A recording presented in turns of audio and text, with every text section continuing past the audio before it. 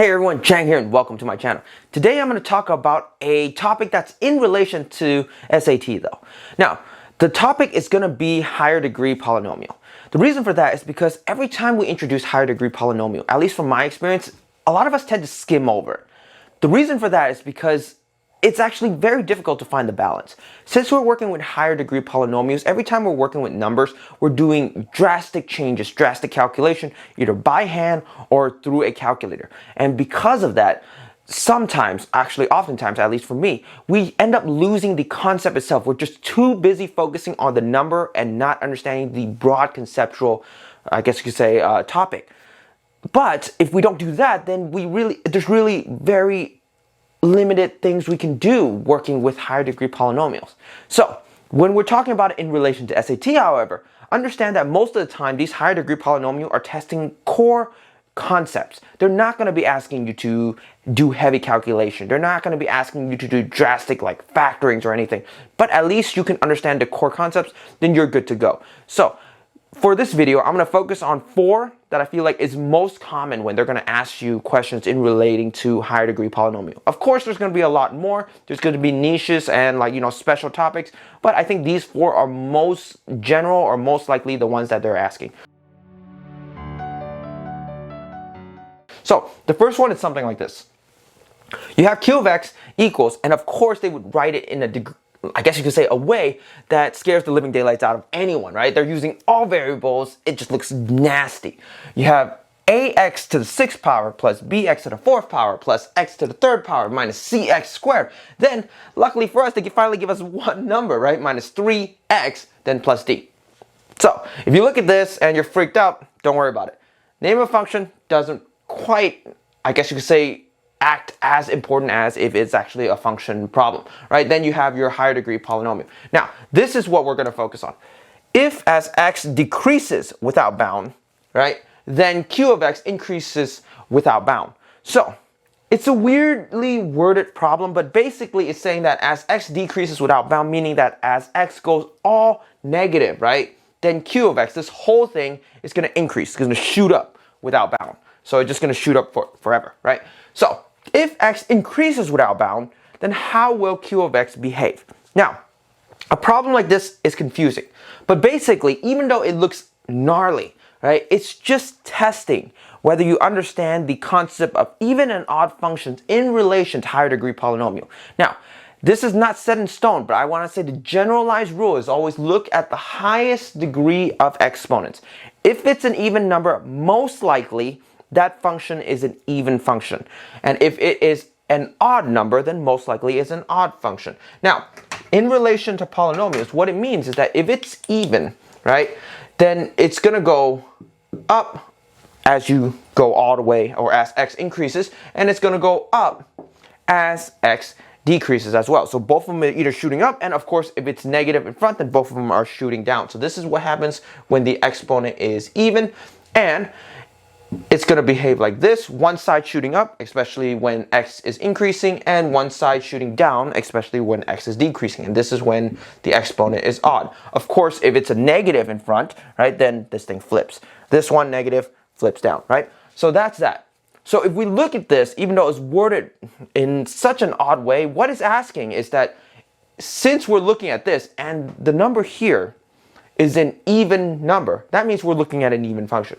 It's saying that as x decreases without bound, then q of x increases without bound. That means as you're going to the negative side, it's going up. So if this is going up and we know that it's even, the other side must be going up as well, right? If this happened to say that as x decreases without bound, then q of x decreases without bound, then it's going down, and we know it's even, then it would be going down. So in this case, we don't have to worry about that. This side's going up, the other side must be going up. So if x increases without bound, meaning that as x gets bigger and bigger, so it's going this way, right?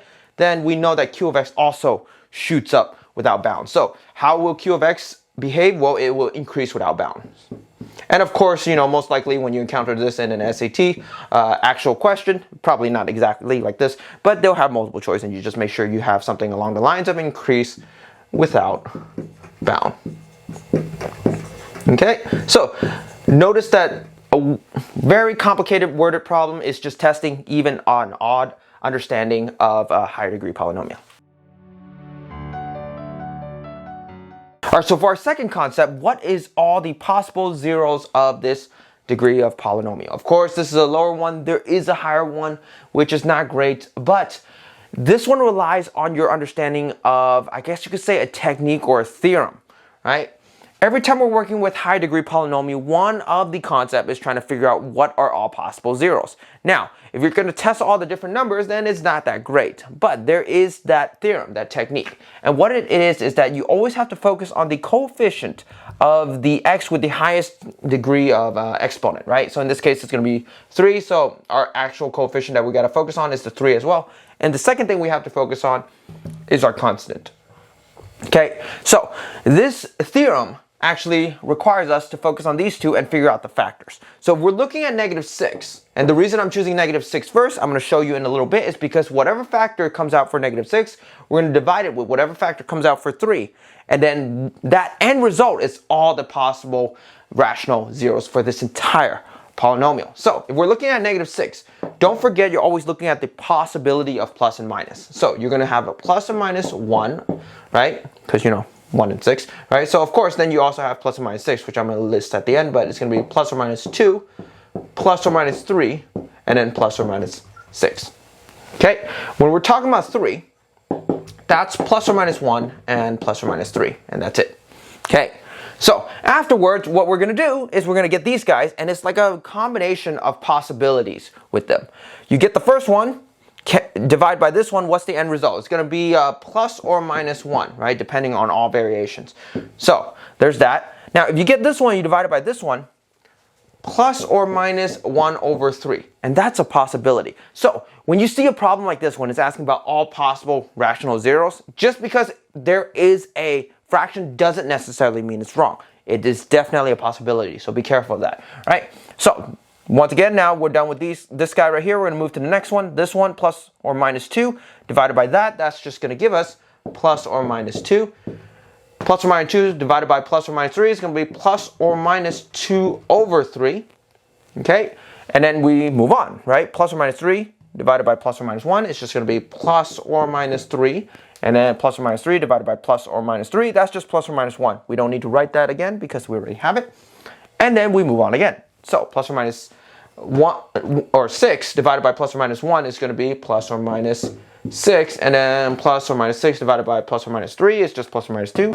We have that. So there it is. Fairly simple. It requires you to remember that theorem, or at least this strategy of going about it. So I would say just pick a lot of problems and practice it so that when you see it and then ask you at least something or similar phrasing, then you know what to do. Now, most of the variations probably along the lines are, what are all the possible? There it is. Or how many possible? And that's where it can trick some of us, right? Because remember, all of these have a plus or minus. So each and every one of them actually counts as 2 possibilities. So 1, 2, 3, 4, 5, 6. But each of them counts 2. So there's 12 possibilities. So if they ask you how many possible, right? Then it's going to be 12. Or they will list some of the numbers and ask you, is it a possible rational zero? Then if you have this list, you can check, is it one of the following variations? If not, then it's not. If it is, then there you go. So this is the second concept. All right, so of course our next concept has to be on factors. We're talking about polynomials. Most of the time we're talking about zeros. So they're going to be asking about factors. Now, here's a problem that is asking about factors, but here's the thing, right? Oftentimes when we think about factors, oh man, we got to do long division, we got to do synthetic divisions, we got to do all these like figuring it out.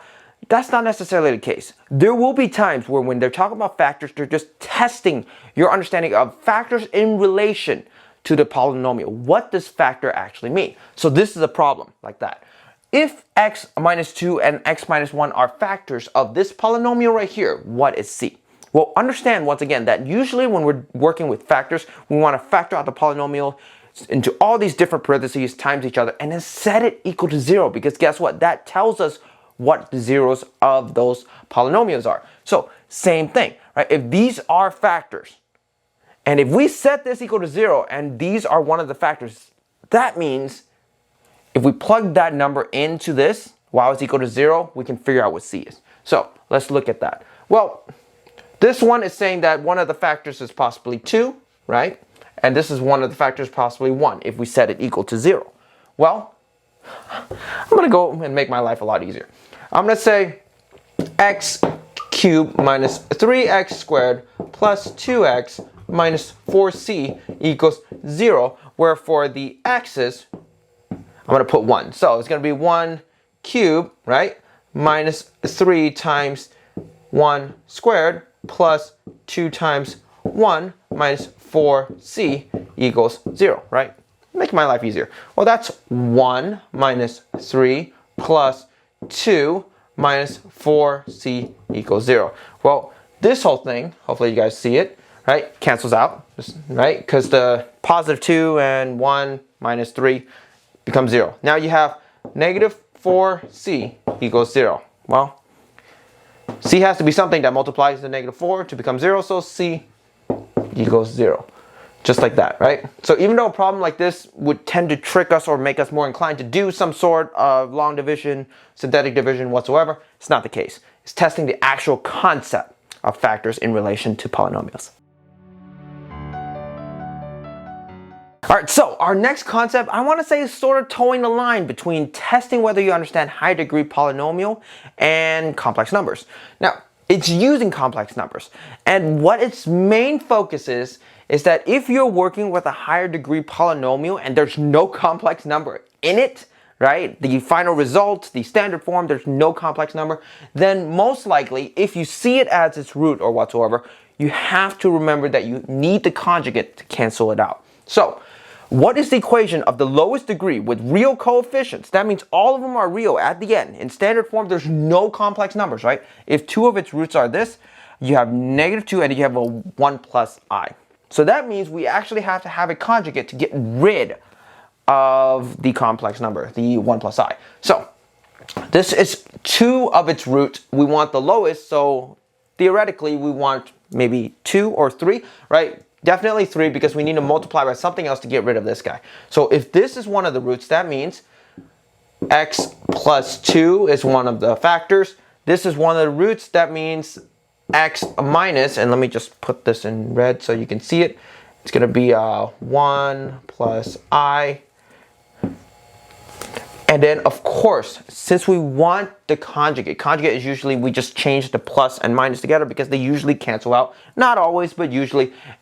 And so, our third one, we're going to guess. It's probably x minus, right? And it's going to be, let's do this one. 1 minus I. Let's change the color a little bit so you can see, right? These two are hopefully going to cancel out. So afterwards, we're trying to find the equation. If they allow you to do this, that's fine, but most likely they're probably not. They're probably going to ask you to basically distribute everything out. So let's just try it out really quickly. That's going to be x minus 1 minus I for this one right here. And this is going to be x minus 1 plus I for this one right here. So I'm going to worry about that later because that one's pretty easy. And now we're going to distribute and make sure we are organized. We don't want to make a mistake. So it's going to be here, it's going to be what? X squared. Here is going to be a minus x. Here is going to be a plus xi. And then here is going to be minus x. Here is going to be a plus 1. Here is going to be minus I, right? Yes. Okay, cool. A little afraid of making a mistake now.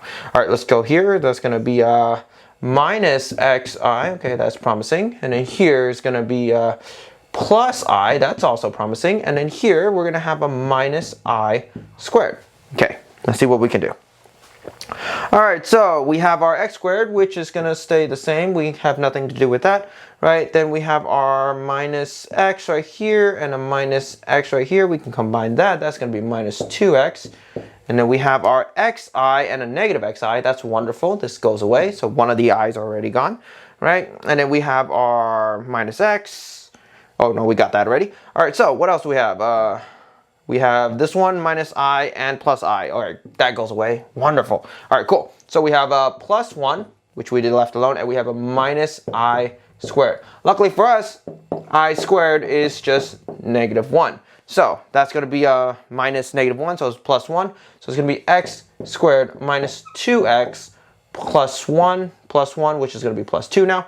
So you have x squared minus 2x plus 2. Now we're not done. We just did all that to get rid of the complex number. We have to multiply it by this guy as well. So Let's just move this guy right here. X squared minus 2x plus 2. And then we're gonna distribute this guy into here. So what's that? X cubed, right? And then minus 2x squared plus 2x plus 2x squared. And then what else? Minus 4x plus 4. And then we're going to combine like terms. Let's see. Well, this guy and this guy cancels. So we have x cubed, and that one's going to be minus 2x plus 4. And just like that, that is our equation, right? With the lowest degree. So luckily for us, the lowest degree is to the third power, right? And of course, if it doesn't say lowest degree, then there's also a lot more variation and possibility. But this is what we have so far. We've gotten rid of the complex number because, once again, we multiplied it by its conjugate. So that's just the main focus of this long-winded problem. All right, so there you have it. We're at the end of the video. That's 4 concepts that I feel like are most likely going to show up when you are taking the SAT and it introduces problem with higher degree polynomial. Is it all-encompassing? No, it's not. Are these fairly simple? Is there going to be more complex problem? Probably, but the idea of it is still the same. It's always going to be something along the lines of finding possible zeros. There's always going to be along the lines of understanding odd and even functions in relation to its behavior of higher degree polynomial. It's always going to be basically something along the lines of complex number. If you see complex number, right, just remembering to get the conjugate. And lastly, understanding what factors really mean in relation to polynomials. So hopefully you find this video helpful. Please like, comment, and subscribe. I will see you in the next video.